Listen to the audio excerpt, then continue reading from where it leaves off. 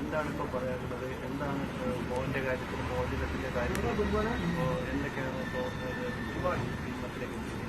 മോചനത്തിൻ്റെ തന്നെ ഇവിടൊക്കെ ഒരു മോചനം ചെയ്യണമെങ്കിൽ പൈസ വേണമെന്ന് അറിഞ്ഞു.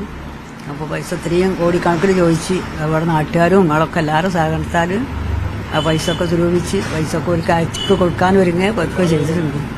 ഇനിയിപ്പോൾ ഇത്തിരി വേഗത്തിൽ എൻ്റെ മോനയ്ക്ക് കാണണം, ഇത്തിരി വേഗം ഒരു തിരിച്ചയച്ചു തരണം. അതിനുള്ള ശ്രമം കൂട്ടി നിൽക്കുകയാണ് ഞാൻ. മോനെ കണ്ടിട്ട് എത്തിന് നല്ല സന്തോഷ ജീവിതം ജീവിക്കേണ്ടിയിട്ടുള്ള രസമാണിപ്പോൾ.